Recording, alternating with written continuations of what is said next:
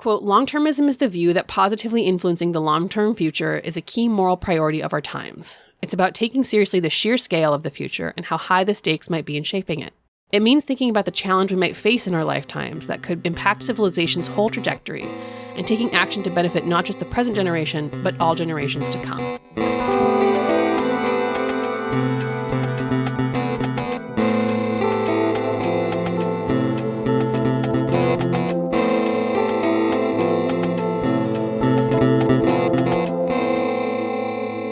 Okay, we're back with Cult or Just Weird while we're making our way through the TESCREAL bundle, an acronym referring to the prominent futurist ideology currently defining fucking Silicon Valley of all things.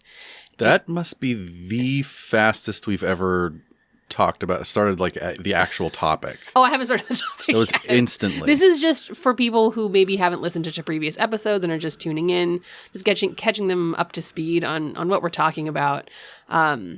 Essentially what we're talking about is how this is all a cope for our innate and deeply human fear of death, and whether all this stuff is a cult or if it's just weird.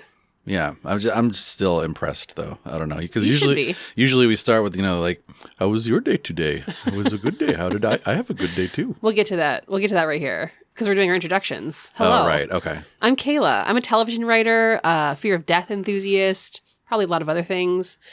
Thanks for listening to Culture Just Weird. Who are you? I'm Chris. I make games. I do podcasts. I sometimes look at data. If you're listening to the show, you are currently supporting the show, and we really appreciate that. If you'd like to support us further, you can go to patreon.com/culturesweird. And if you'd like to talk more about any of the show's topics, you can find us on Discord, linked in the show notes. Speaking of our Patreon, we actually have 2 new patrons to shout out this week. Yes. So thank you so much to Karen and Jim for joining our Patreon. We hope that you enjoy the outtakes and the polls and some of the other stuff we got going on over there. Our outtakes are free. The outtakes are free. But hey, you know what? That makes the top of the funnel really wide, because everybody listening right now can just go on over to our Patreon and listen to outtakes. You can hear our cats. You can hear us burping. Motorcycles. A lot of motorcycles. It's a fun time over words. there. Definitely swears, which we do not do on the show. Fuck no. That was really good. Thanks. That was yeah. Classic. I have one more bit of business, actually. Business us. We have transcripts now. Ooh, podcast transcripts. Finally. I know, I was like, oh, it only took us 6 seasons, but we do. So if you are listening to this and are unable to hear, then go on over to our website. Actually, the transcripts should be available wherever the podcast is available, but I know for sure they're also on the website, where the episodes live on the website. And you can read episodes instead of listening to episodes. Or at the same time, if you are a person like me who has to have the subtitles on while you watch television. That's right. It actually technically is a subtitle file. Cool. Which I thought would make a difference on YouTube, but YouTube already subtitled it. So YouTube does already subtitle it. Didn't matter. Okay. Well, go check out our transcripts. Enjoy. We hope it makes the show more accessible to more people. Are you ready to jump into today's topic? I'm already ready already. So last week, I think you made that joke last week, actually. Did I? Okay, well then I'm not going to do it again. Well, no, we're keeping that in. You have to cut it, please. Last week, we talked about the C in TESCREAL, cosmism. We've gone a little bit out of order on the acronym so we've far. Gone way out of order. But now we're finally tackling the last 2 letters, EA and L, effective altruism and longtermism. Okay, I have a problem with the EA. Every other letter in TESCREAL I know. is just one thing. I know. And EA, for some reason, gets 2 letters in TESCREAL. Come on. I mean, it is 2 words. Everything else is just 1 word. I guess. We've touched on the EA and the L a little bit as we've gone through these last 18 episodes. Obviously, you talked about it with Dr. Emil Torres in the TESCREAL episodes. A lot of this stuff came up in the rationalism episodes. Like, we've kicked the tires, so to speak. So now it's time for us to look under the hood and really get to know what these letters stand for. Part of my understanding, actually, of why Dr. Torres and Dr. Gebru created the TESCREAL acronym in the first place was because it's kind of impossible to talk about one thing without kind of at least touching on another. So I think it kind of makes sense that we've already sort of bumped into pretty much everything that we're going to be talking about today. You can't, it's like wading through a pool full of corpses. I don't know why that was my... Wow. Is that your go-to? I was going to say it's like a cork board with yarn, but I guess corpses is good too. I guess like if you I don't know why that was my go-to. Dude, you are morbid. Because like if you were wading through a pool of corpses, you'd like keep bumping into them. Oh, okay. Yeah, I guess in your mind that would be the thing that you'd think of first. I'm sorry, everyone. No, you're not. So first, let's talk about... I just have death on the brain because this is the death season, even though we're talking about AI. First, effective altruism. Yes. A lot of our listeners might already know a little bit about EA, even outside of our podcast, because of the whole Sam Bankman-Fried FTX fiasco that unfolded in 2022, which we will get deeper into. But like the short version is that Sam Bankman-Fried, known widely as SBF, was a cryptocurrency entrepreneur. He founded a cryptocurrency exchange called FTX, made a shit ton of money, and then got arrested and jailed for like a bunch of fraud-related crimes. And I think generally investors like lost a bunch of money. But before he got in trouble, SBF was a big effective altruism guy, donated to a number of EA causes before his downfall. And so it was like kind of a big deal in the news at the time. And a lot of the news was talking about his EA connections, and that kind of helped bring EA into the mainstream. So can you help me clarify? Because I think I had this notion, but I'd never really like explicitly clarified it. But so FTX, which is Sam Bankman-Fried's cryptocurrency fund, that didn't in and of itself have anything to do with effective altruism, but he himself as a person was a big advocate for EA, and then that's what made EA so like when FTX fell through and Sam Bankman-Fried turned out to be a giant fraud, that's the thing that tarnished the EA image, because FTX wasn't itself about EA, right? As far as I know, and we'll probably talk more about Sam Bankman-Fried on the next episode rather than this episode, so hold anything we say here like with a little bit of a grain of salt. As far as I know, FTX was a cryptocurrency exchange, so I don't think it was about EA, but he himself was like, he made a shit ton of money. He was a extraordinarily wealthy person and was a big like... But did he make the money? Well, money was there, and it was in his name. He acquired money. Money came to be, and he, as a Silicon Valley guy, was like a powerful enough figure that he was like getting people into EA. Got it. And spreading the word about EA kind of thing. Okay. As far as I know, and again, we'll talk more about that. No, that makes sense. A little bit later. I was like when the news first broke on all this stuff, I was just a little confused because I was like, is he in charge of some EA organization, or is it just, so it sounds like it was mainly his own personal charisma that was driving that. Yeah, he's just a TESCREAList. Right. Okay. But effective altruism has a deeper history than just SBF. It's actually been around as a concept for over a decade. So let's go back to the beginning. I know over a decade doesn't sound like that long. No, dude. These days? 10 years. But okay. It is. 10 years, and not even just these days, but in the thing we're talking about, 10 years is forever. It's more than 10 years. Jeez. I think some of the earliest stuff we're talking about is like 2000. Wow. And that's like ancient. That is super ancient. That's back when Eliezer Yudkowsky was predicting the end of the world in 2008. In 2011, before the world ended, an organization called Giving What We Can and an organization called 80,000 Hours decided to merge into a joint effort. Giving What We Can had been founded at Oxford University just 2 years prior, headed up by philosopher Toby Ord, his wife and physician... I'd be pondering my Ord. Pondering my Ord. His wife and physician in training Bernadette Young and philosopher William MacAskill. I'm pausing here because I don't know how much I want to say about William MacAskill in this episode or save it for the next episode. I have so many thoughts and feelings about William MacAskill. You're bringing up the usual suspects here. These are the usual suspects of TESCREAL and specifically of the EA and L. Members of Giving What We Can pledged to give 10% of their income or more to quote-unquote effective charities, which at the time were largely focused on alleviating global poverty. 80,000 Hours was a nonprofit focused on researching what careers are the most quote-unquote effective in terms of like positive social impact. Like 80,000 hours refers to the average amount of time like a person will spend in their career. Oh, you just poked a neuron. I feel like I remember 80,000 hours now. There you go. That's what it is. I do remember that. Philosopher William MacAskill was also one of its founders. And like this guy was like, okay, how many years ago was 2011? 13. What's 37 minus 13? 24? Yeah, this guy's like 24 at the time. I hate math. Don't make me do math. When the two organizations merged, the members voted on a new name, and the Center for Effective Altruism was born. The convergence and kind of like introduction of the phrase effective altruism to describe the kind of ethical approaches taken by some philosophers at the time coincided with a couple other things that would eventually kind of like fall under either the EA umbrella or at least like the wider TESCREAL umbrella. Okay. We're talking charity assessment organizations. I'm going to like hopefully trigger some more neurons for you. GiveWell and Open Philanthropy, which were founded in 2007 and 2017, respectively. I remember both of those. We're, of course, talking Less Wrong, the Rationalist Discussion Forum, founded in 2009. I am trying to forget that one. We're talking the Singularity Institute, founded to study I think it has a different name now, but at the time it was the Singularity Institute, and it was founded to study the safety of artificial intelligence in 2000.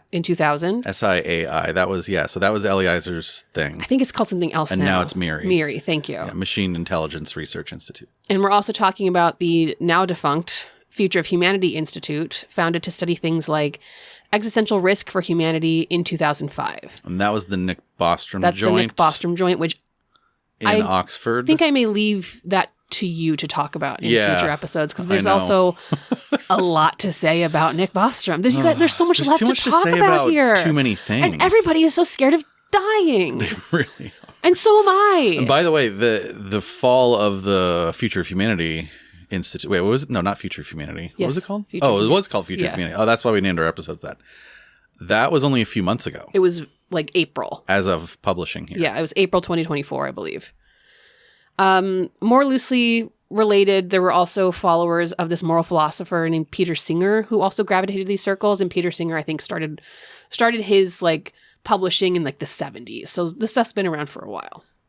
All these groups and the people who either belonged to them, believed in them, promoted them, or followed them kind of all got munged together in the mid-aughts and like obviously beyond.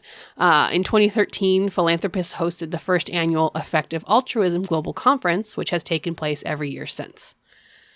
But what exactly is effective altruism? We'll go back to that age-old question. What would you say you do here? William McCaskill, who we talked about multiple times already, he's one of the main architects behind the movement, and he defines EA as this in his essay, Effective Altruism, Introduction. Quote, effective altruism is the project of using evidence and reason to figure out how to benefit others as much as possible and taking action on that basis, end quote. See, again, the first, like when you first dip your toes into this stuff, I think it's noble. Yeah, I'm like, that sounds great. I have to say, I don't have a lot of... I went into this with a real bad attitude, and I came out of it with not a real bad attitude. I kind of turned around on it. I think that maybe next episode, I'm going to have a bad attitude again. That's how it goes here, man. This episode's kind of like background, and next episode's kind of going to be more like the poking of the holes. Yeah, so that's how we do things here. That's what we did with remember the Hare Krishna episode? The first one was like, wow, that's so neat. They do awesome singing, and the place was cool, and it's like cheap, good food. And then the next one was like murders. Yeah, that is a trope on our show. William McCaskill's pinned tweet on Twitter goes a step further. Quote, effective altruism is not a package of particular views. It's about using evidence and careful reasoning to try to do more good. What science is to the pursuit of truth, EA is, or at least aspires to be, the pursuit of good, end quote. That's, man, I like that. Easter egg for our listeners who may be into this stuff. I think that quote tweet was in reply to a Steven Pinker tweet about like the pitfalls of EA. I'm not gonna talk about Steven Pinker right now, but just Easter egg for anybody who might be listening and has any opinions about Steven Pinker. Largely, effective altruists work to select the most effective charities to donate to and the most effective careers to dedicate their lives to, either by making the most money so that they can donate more, which is known as quote-unquote earning to give, or by choosing careers that are like focused on the greater good. And as we've learned, this is not really a niche movement. It's fairly widespread across academia and has launched a number of institutes, research centers, advisory organizations, and charities. It's estimated by EA critical scholars that EA-based charities have donated at least several hundreds of millions of dollars. It's probably over $1 billion at this point to their chosen causes. There's a lot of money here. I see. I'm kind of like wondering, like, well, how are they calculating what is the most good? That's why there are like research centers and institutes and stuff, is that they have like people whose work is to calculate and figure it out. It just and sounds, decide and recommend. It sounds like utilitarianism, the movement. Like that's what the whole thing kind of sounds It like. is. There are differences that we'll get to. Okay. But there are similarities as well. Right. What are some of those chosen causes, by the way? What are EAers donating their money to? The Human Fund. Well, yes. No, they've got some very specific things. So first, before we get into the actual causes, I wanted to note that EA considers something that they call quote unquote cause prioritization. So like, unlike other nonprofits who focus on a single issue, so like Susan G. Komen, we all know that that's specifically for breast cancer.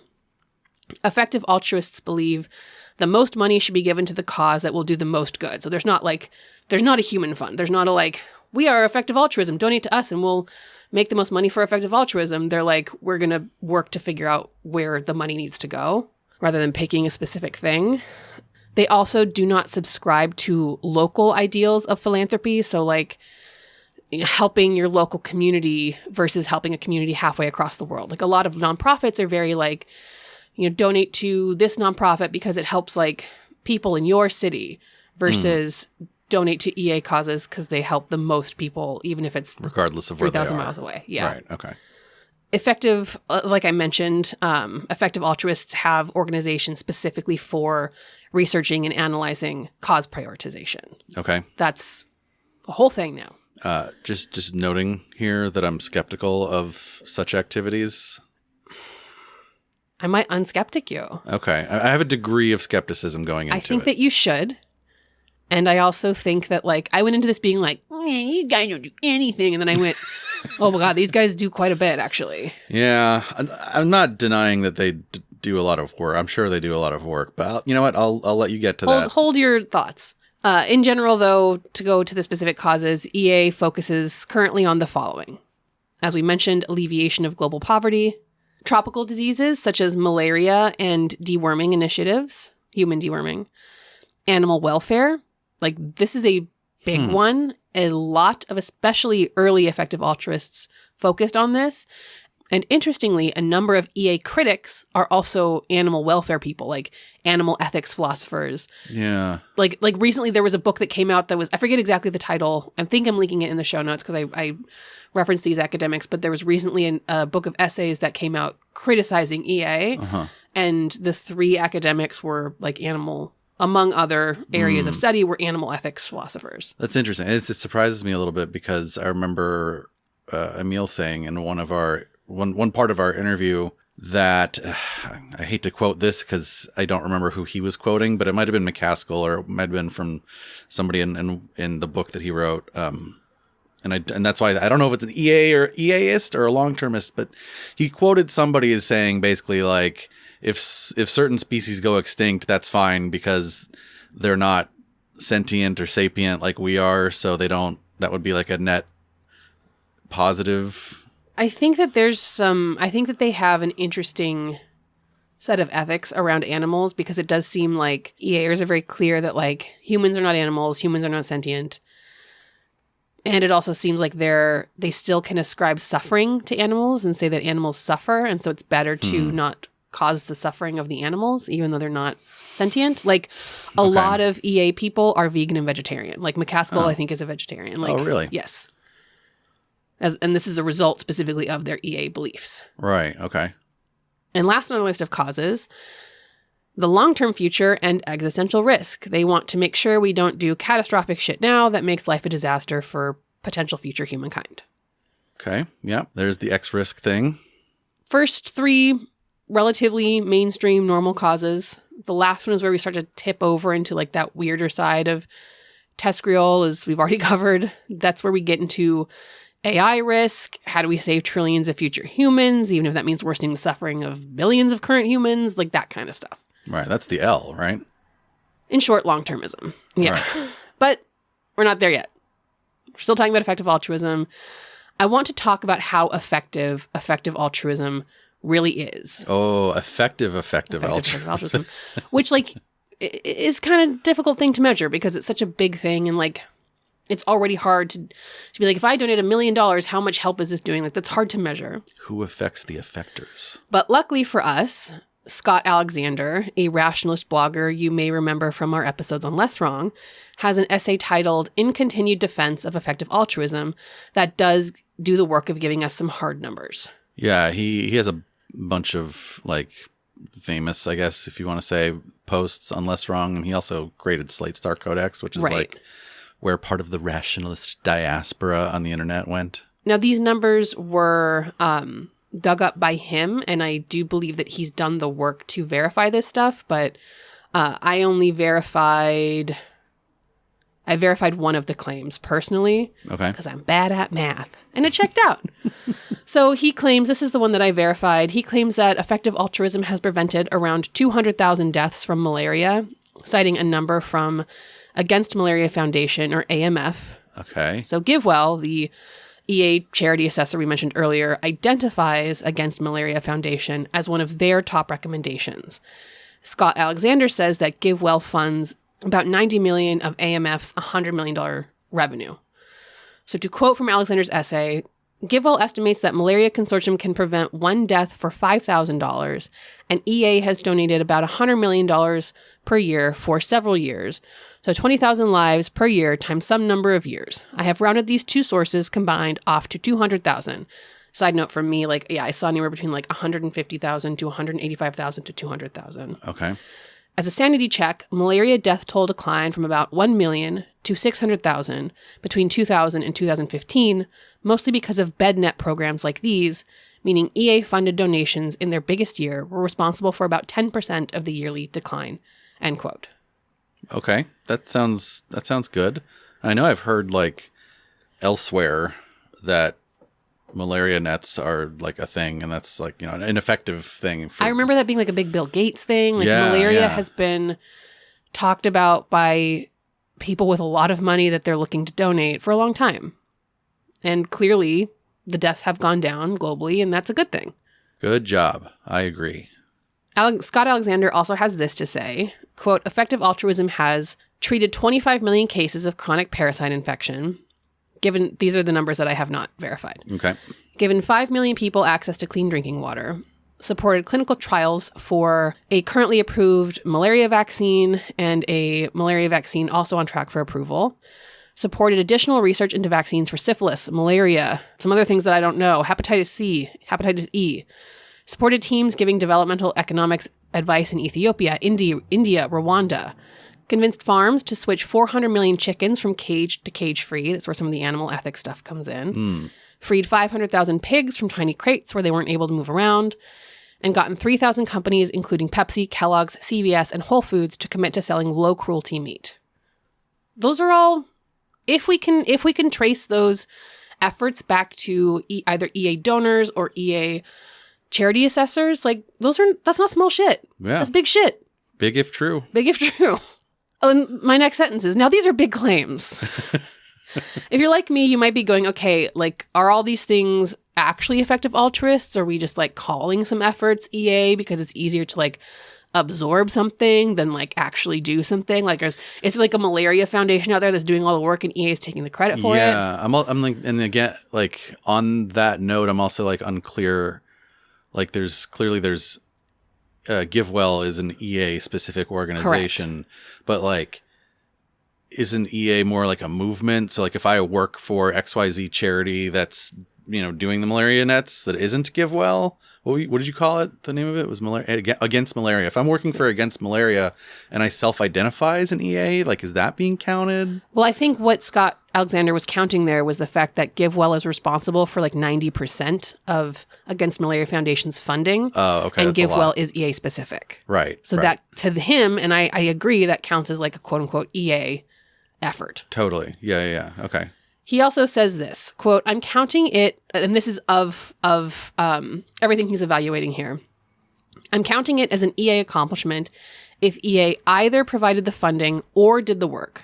Further explanations in the footnotes. And this is a very well footnoted essay. Okay. I'm also slightly, this is called TESCREAL, Scott. I'm also slightly conflating EA, rationalism, and AI doomerism rather than doing the hard work of teasing them apart. See? You can't do it. If only had the acronym.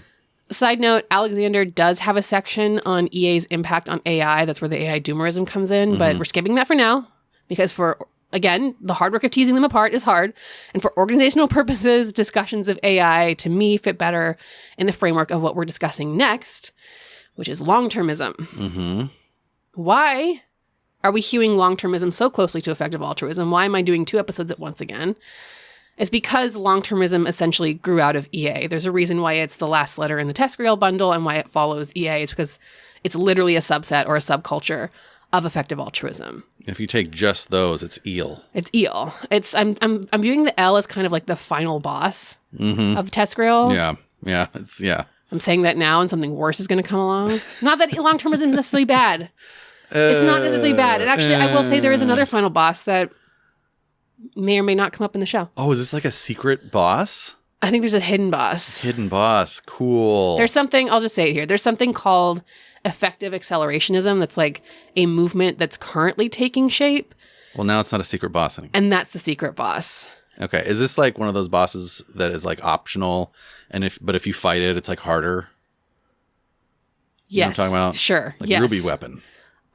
Effective altruism is one thing, is like, I'm just trying to explain what it is. Effective altruism is like, maybe we shouldn't let AI kill everyone and we should like have some safety regulations. And effective accelerationism says like, fuck you, no. The only way we can save like the world and the future of humanity is if we like pedal to the metal, no regulations on AI, get wrecked.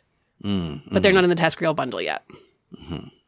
They're sort of like orbiting around it. By the way, speaking of letters, like, do you know how hard it is for somebody in the video game industry to rework their brain around EA, meaning I know. effective altruism and not electronic arts? I know. Me too. One important thing to know about EA, the movement, not electronic arts, is that it's primarily a quote unquote like elite movement, meaning that it originated in high status educational institutions, appeals directly to the very wealthy, obviously, because it's all about like, give a lot of your money, earn to give, make a lot of money so you can give it. And it has therefore become... alleviate your guilt. Yeah. It's therefore become very pervasive in Silicon Valley culture. And that's where the long-termist subculture incubated and hatched. To define long-termism more deeply, we'll go back to McCaskill again. He writes, quote, long-termism is the view that positively influencing the long-term future is a key moral priority of our times. It's about taking seriously the sheer scale of the future and how high the stakes might be in shaping it. It means thinking about the challenge we might face in our lifetimes that could impact civilization's whole trajectory and taking action to benefit not just the present generation, but all generations to come. Okay, like again, like with every other letter, on the intro bit, I'm sort of on board. Yeah, it's the argument for climate change, right? Right. There's just a lot of like broadness and assumptions there about like what, like when you say long-term future, like how long, what do you mean? Yeah. Who is a good question. In his recent book, What We Owe the Future, McCaskill breaks it down further. And then Wikipedia pulled a great quote, so I didn't have to do the hard work of like going and checking the book out from the library. Thanks, Jimmy Wales. Wikipedia describes the books as such. Quote, his argument has 3 parts. First, future people count morally as much as the people alive today. All right, now I'm off. Second, the future is immense because humanity may survive for a very long time. And third, the future could be very good or very bad, and our actions could make the difference, end quote. Okay. Yeah, 2 and 3 seem all right.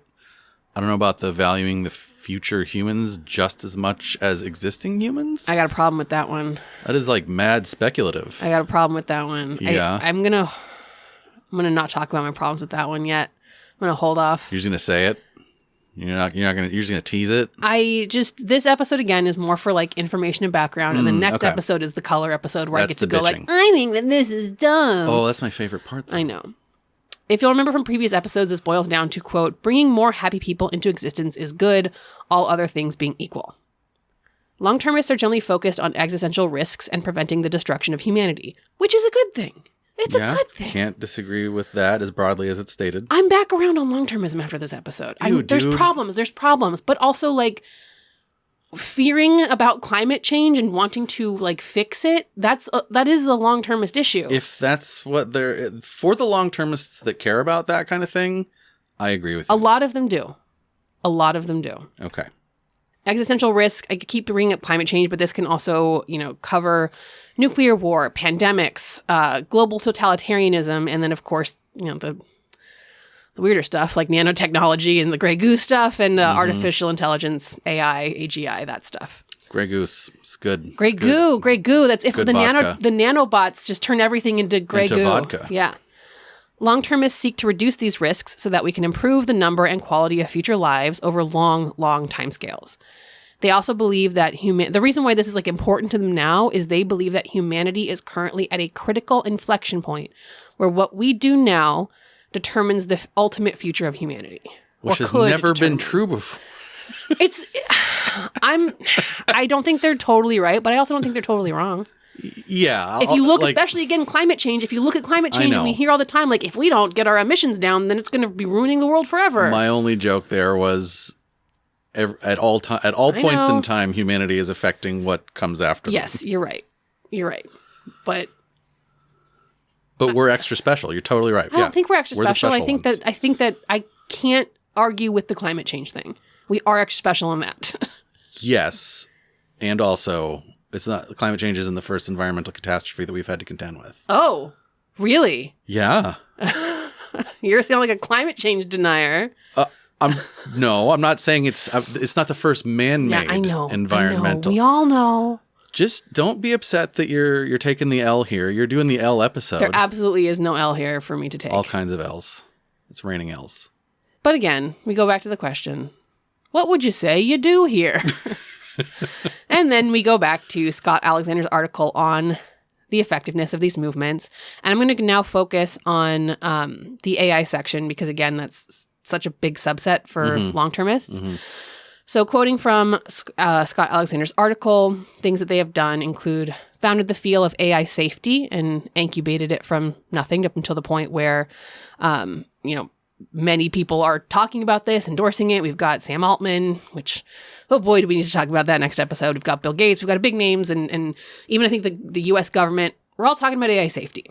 Right. We have enough of a notion of it that Andreessen Horowitz can just steamroll right over it. He's an EAC guy. I know. Another thing is EA helped convince OpenAI to dedicate 20% of company resources to a team working on aligning future superintelligences. They've gotten major AI companies, including OpenAI, to work with ARC evals and evaluate their models for dangerous behavior before releasing them. They became so influential in AI-related legislation that Politico accuses effective altruists of having, quote, taken over Washington and, quote, largely dominating the UK's efforts to regulate advanced AI. Ooh, that's... some language. Yeah. They helped the British government create its Frontier AI Task Force. And I like this assertion from Scott Alexander, won the PR war. A recent poll shows that 70% of U.S. voters believe that mitigating extinction risk from AI should be a, quote, global priority. Wonder where that poll came from. I believe that. That quote comes from the Artificial Intelligence Policy Institute, or AIPI. Okay. So they did some polling. It was conducted by YouGov. It was conducted by the T101. It was definitely conducted by... It came door to door and was Hal. Like, hello. Are you afraid of my metal body? And it's the ones that say no you really got to watch out for.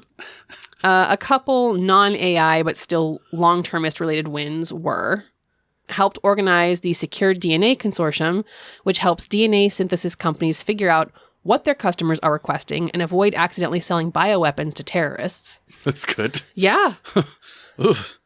That's also like a thing that people like buy on the dark web. I watched this show on Netflix that I told you about. Remember the like Roommate from Hell or whatever that show was called? Oh, yeah. And like one of the people had a roommate that was constantly trying to like poison and kill her.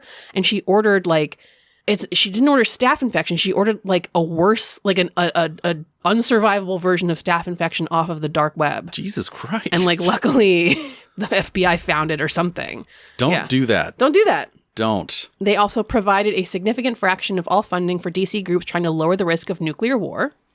Okay, that's a good one. They donated tens of millions of dollars to pandemic preparedness causes years before COVID and positively influenced some countries' COVID policies. Okay. And again, these are claims from Scott Alexander. You know, take everything with a little bit of a grain of salt, but these are EA and long-termist causes and things that they're talking about, thinking about, saying we should donate our time, attention, and money to. All right. Keeping your Scott Alexander hat on, what do you think he would say to Elias Yudkowsky's thing where he's like, it's okay if we like get into a global thermonuclear war if it prevents AI catastrophe? I don't get the sense that Scott Alexander would think that was a good idea, but I don't know. I get the sense, and I haven't read the sequences, but Scott Alexander seems maybe, I don't want to say more measured, but definitely seems more sequenced, less focused. Elias Yudkowsky is very focused on AI threat, and I think that Scott Alexander's focus is a little wider. A little broader. The key argument for long-termism is basically this, quoting from a Vox article, quote, future people matter morally just as much as the people alive today. There may well be more people alive in the future than there are at the present or have ever been in the past, and we can positively affect future people's lives. I'm, again, exactly like I was before, down with all of that, except for I don't know where they're getting the future hypothetical people are as important as... I don't either. I don't either. But, like, imagine if you lived 500 years from now and you lived in a world where global nuclear war happened 500 years prior, and now your life fucking sucks. Would you have some anger at your ancestors? Would you think that they had morally owed you better? And this is hypothetical. So this doesn't need to be hypothetical because we already do live 500 years after other humans, and we also live 100 years after other humans. I don't particularly care for a lot of actions of my ancestors, and some of them do impact me and my fellow citizens to this day. Right. So I think sometimes the answer to that is, yes, I wish there were some effective altruists in the 1800s that had ended slavery sooner, right? That would have been nice. Right. Or if they were around when redlining was a thing and had managed to like have that not be, that would be nice. By the same token, I don't know, like you go back far enough and like there have been world wars. I mean, certainly there's been world wars in this past century, but like even before that, there's like wars that consumed all of Europe, right? So I'm not saying that's a good thing. I'm just saying that like once you get far enough in the future, it's kind of like, I don't know. I don't know if that would have been better off a different way. I don't even know if I would exist. But I think that's why these guys talk about X risk, because X risk is different than what previous peoples have been capable of. Sure. That's why they're concerned with like the utter erasure of humankind. Right. And I get that. God, now I'm like arguing in their favor because I'm saying like even nuclear war. I don't think it's super wrong to argue in the favor. I think we'll get into some of the problems in the next episode. The problem comes from fucking people. It's always people fuck shit up. Like we are not perfect. And even if you take a perfect ideology, which this is not, it's going to go in some weird ways. And it has gone in some weird ways. And it continues to go in some weird ways. Right. And I think that issue of future people matter morally as much as the people today has gotten really warped in some of these guys' brains to mean future people matter more. Right. And we must do things to save those future people. Fuck everyone alive today. They can suffer and die. Right. Those people matter. And that's a problem. That dog ends up wagging that tail with the like, therefore, all the stuff I'm doing as a billionaire is already good. Oh, God. I think that's my biggest problem with this stuff is that these guys that are talking about it are all rich. And I don't want to hear what they have to say. There's zero diversity. It's like they're all rich white people. This is a very, very, very white movement. Yeah. And there's far too much wealth here for me to like be comfortable with these guys talking to each other and planning stuff for my life and my children's lives and my great grandchildren's lives. Mm-hmm. And your great. And some of these people, you would be shocked. I'm sure you're shocked. Have terrible records on like how they talk about disabled people. And how they talk about... You don't say. Yeah. It's not great. But that's for a future episode. Yeah, I don't know. I do like your question, though. I do like your question of, like, if you live 500 years. Because I'm thinking of, like, how much do I give a shit about what they were doing in the year 1600? Right. You know, like, I don't know. I do and I don't. I don't know. Like I said, doing this episode kind of brought me back around on some of these ideologies, and then I scurried away, and then they brought me back, and then I scurried away. And it's like you doing the Less Wrong episodes. Like, these movements have contributed to some pretty inarguably good things. Malaria, great. But yeah, malaria is awesome. I'm glad they contributed to it. There's a lot of really bad things here, and it's no fun to just talk about the good stuff. So next time on Culture Just Weird, we are going to get into the W part of our acronym, the weird. What the hell is going on with EA&L that's had it in the headlines over the last year, and where is it going now? And the J part of our acronym, juicy. Juicy. Culture Juicy Weird. This is Kayla. This is Chris. And this has been the long-term Culture Just Weird.